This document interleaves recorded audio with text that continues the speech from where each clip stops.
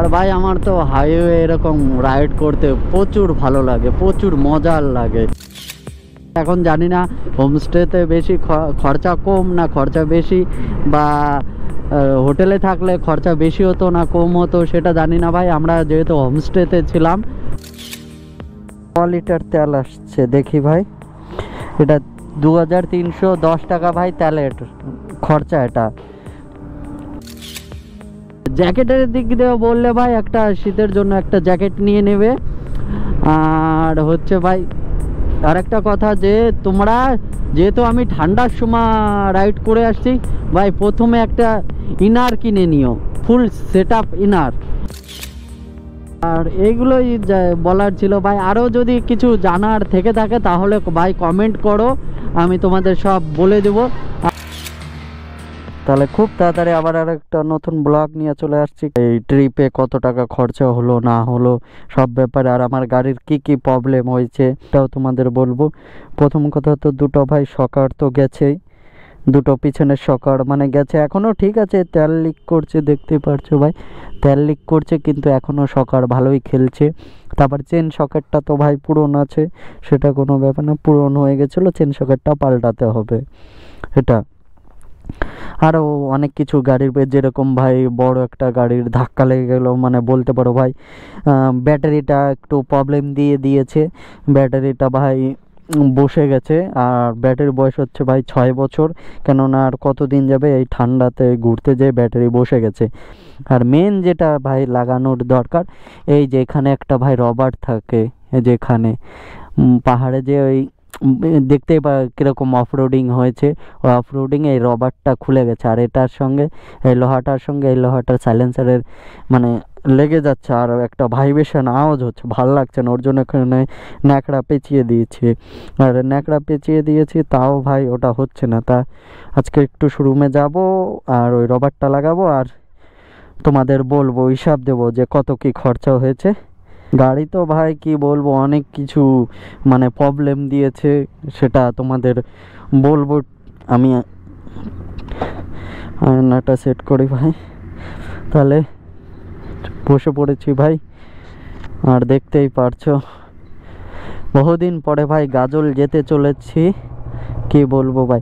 এখন তো ভাই সেলফে স্টার্ট ধরে নেয়, খালি সকালে একবার ভাই পাও দিয়ে স্টার্ট দিতে হয়, তারপর একটু চালানোর পরেই চার্জটা আবার ব্যাটারির চার্জ আবার উঠে যায়। ওটা নিয়ে অসুবিধা করে না গাড়ি ঠিক আছে ভাই, কতদিন আর যাবে ব্যাটারি বলো। আর দেখতে জানোই আমরা এটা কোথায় আর জায়গা থেকে ভিডিও বানাই ভাই। এখানে জল মাঠটা বড় করছে, পুরো কান্দাটা ভিজিয়ে রেখেছে।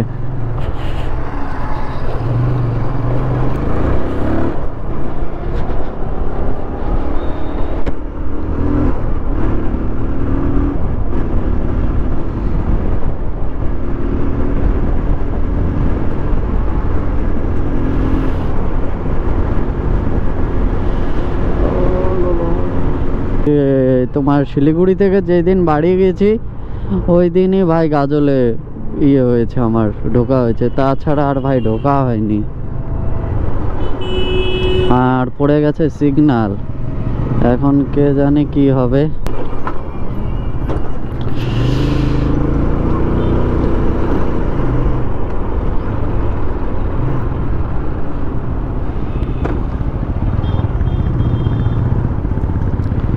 যাবো স্যার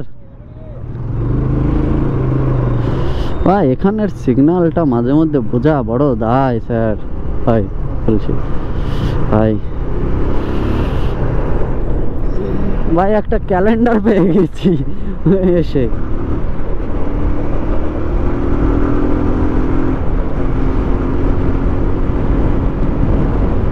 আর ভাই আমার তো হাইওয়ে এরকম রাইড করতে প্রচুর ভালো লাগে, প্রচুর মজার লাগে। করিনি কত টাকা আমার কি খরচা হয়েছে আমার বলতে পারো ভাই, আমিও হিসাব করিনি। একদম একদম কান্দায় দাঁড়িয়ে যায়, তারপরে এক এক করে বলি। 1210 যোগ 1210 ভাই, এটা প্রথম তেল ভরেছিলাম আমাদের গাজল থেকে, এখান থেকেই ভরেছিলাম, এই যে এই পাম্প থেকে আবার ভরেছি 500। এটা শিলিগুড়ি বসে ভাই ভরেছিলাম।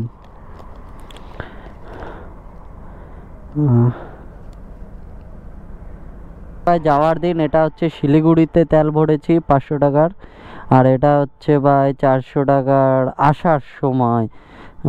আসার সময় 400 টাকার তেল ভরেছিলাম, 400 টাকার তেল লেগে গেছিলো, আর একটু গাড়িতে ছিল। আর হচ্ছে তোমার হচ্ছে আর 200 টাকা অ্যাড হবে ভাই। টোটাল আমার তেলের টাকা হচ্ছে ভাই 2310 টাকার তেল লেগেছে আমার এই কয়দিনের ট্রিপে। ক লিটার তেল আসছে দেখি ভাই, এটা 2310 টাকা ভাই তেলের খরচা। এটা আমার তেল লেগেছে 22 লিটার তেল, 2300 ভাই, 2310 টাকার তেল, আর তেল এসেছে 22 লিটার ভাই। এটা হচ্ছে হিসাবখানে 2 ভাগ হবে। ওখানে যেহেতু আমার গাড়িতে আমার একটা মামা গিয়েছিল, ওই মামাটা হাফ দিয়েছে তেলের, ওখানে আমার কিছু প্রফিট মানে হয়ে গেছিলো, মানে খরচাটা কম হয়েছে। 2310 টাকার ভাই তেল লেগেছে, বুঝলে লেগেছে। এবার দুজনে ওখানে হাঁপাহাঁপি বলতে গেলে ভাই মামা প্রায় কত দিয়েছে, 800 সামথিং মতন দিয়েছে ভাই। 1510 টাকার মতন ভাই খরচা হয়েছে তেলের পিছনে। যেহেতু ভাই আমি গ্রুপ রাইডে গিয়েছিলাম, ওখানে আমার খরচাটা কিছু বেঁচে গেছে, কেননা ভাই ওখানে একটু খরচাটা বলতে গেলে ভাই অনেক বেঁচে গেছে, কম খরচা হয়েছে। ওখানে আমি দিয়েছি 3000, আর এইদিকে হচ্ছে 1500 ভাই, 1510, তাহলে 4500 টাকার মতন ভাই খরচা হয়েছে আমার এই ট্রিপে। আর আউট মানে পার্সোনালি ভাই ওইগুলো খরচা ধরে নিই, গাড়ি সার্ভিসিং আরও অনেক কিছু ভাই, অনেক কিছু। টোটাল আমার 4500 টাকার ট্রিপ হয়েছে। এখন জানি না হোমস্টেতে বেশি খরচা কম না খরচা বেশি, বা হোটেলে থাকলে খরচা বেশি হতো না কম হতো, সেটা জানি না ভাই। আমরা যেহেতু হোমস্টেতে ছিলাম। যদি যাও ভাই, যাওয়ার ইচ্ছুক থাকো ভাই, যাওয়ার যদি ভাই ইচ্ছা করে, তাহলে কি কি মেনটেন করতে হবে তোমাদের বলছি। যেহেতু ভাই আমি প্রথম গিয়েছি, আমিও জানতাম না, আমার দাদারা যাদের সঙ্গে গিয়েছি ওরা ট্যুর করে বেড়ায়, ঘুরে বেড়ায়, ওরা জানে। আমাকে হ্যাঁ, মেন হচ্ছে প্রথমে ভাই হচ্ছে বাইকটাকে পুরো সার্ভিসিং করাতে হবে। যেহেতু তোমার সাথী হচ্ছে বাইক, যেটা দিয়ে তুমি ঘুরবে, মানে এত জায়গা পাহাড় টাহাড় ঘুরবে, তাকে তো ভাই মেনটেন করে নিয়ে যেতেই হবে, ফুল সার্ভিসিং করে নিয়ে যাবে। তারপরে হচ্ছে ভাই লাগেজ, যেটা হচ্ছে সব থেকে বড় প্রবলেম, যে ট্যুরে গেলে আমরা কি কি নিয়ে যাব। হ্যাঁ ভাই, তুমি যদি ট্যুরে গেলে কি কি নিতে হবে সেটা বলছি ভাই। যে একটা ভাই 2টা প্যান্ট নেবে, 2টা প্যান্ট। আমি ভাই মানে একটা প্যান্ট এক্সট্রা নিয়েছিলাম, এটা পরে গিয়েছিলাম আমি, এটা পরে আমি রাইড করতাম।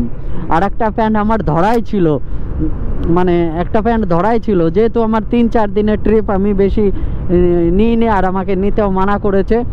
জ্যাকেটের দিক দিয়ে বললে ভাই, একটা শীতের জন্য একটা জ্যাকেট নিয়ে নেবে। আর হচ্ছে ভাই আরেকটা কথা, যে তোমরা যেহেতু আমি ঠান্ডার সময় রাইড করে আসছি ভাই, প্রথমে একটা ইনার কিনে নিও, ফুল সেট আপ ইনার। আর একটা কথা, যে দুজন যদি যাও বাইকে ভাই, দুজন যদি যাও, পিছনে টপ বক্স যে লাগায়, যেটা অ্যাঙ্গেলে, মানে যেটা পাত্তি বলে, আমি ওটা কি নাম জানি না ভাই, পিছনে যে টপ বক্স লাগায়, যেটা পাত্তি লাগিয়ে টপ বক্স ওখানে উপরে রাখে, ওটা ভাই আগে লাগাবা। টপ রেস না কি বলে ওটাকে, ওটা লাগাবে ভাই। ওটা কি বলবো, ওটা যদি তুমি লাগাও, মানে টপ বক্স লাগাতে হবে না, ওই প্লেটটা লাগালে ওর উপরে ভাই ব্যাগ বেঁধে দিবে, যথেষ্ট ভাই, তোমার কোনো অসুবিধা হবে না। আর যেহেতু আমার লাগানো ছিল না ভাই, মানে সিটের উপরেই বলতে গেলে ব্যাগটা বাঁধা হয়েছিল, কেননা অত দূরের রাস্তা ভাই, ঘাড়ে নিলে ঘাড় পুরো ব্যথা হয়ে যাবে, এমনিতেই পাহাড়ে গেলে ভাই ব্যথা হয়ে যায়।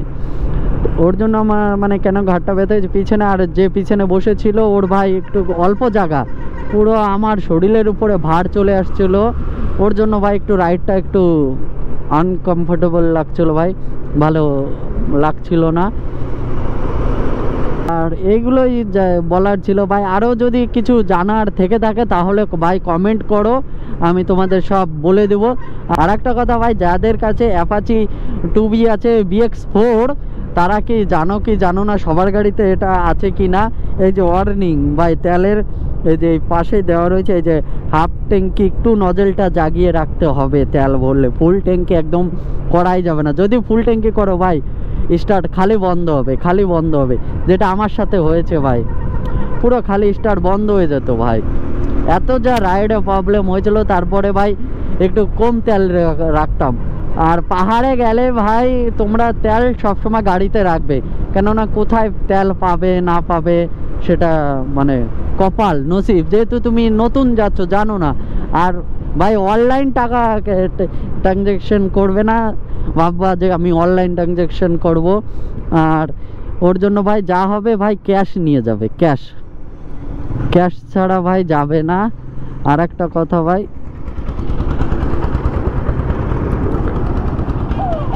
আর আমাদের একটা গ্রুপে তো দাদা ভাড়া নিয়েছিল, সেটা অথরাইজেশন করে নিয়েছিল, সেটা কোনো অসুবিধা হয়নি ভাই।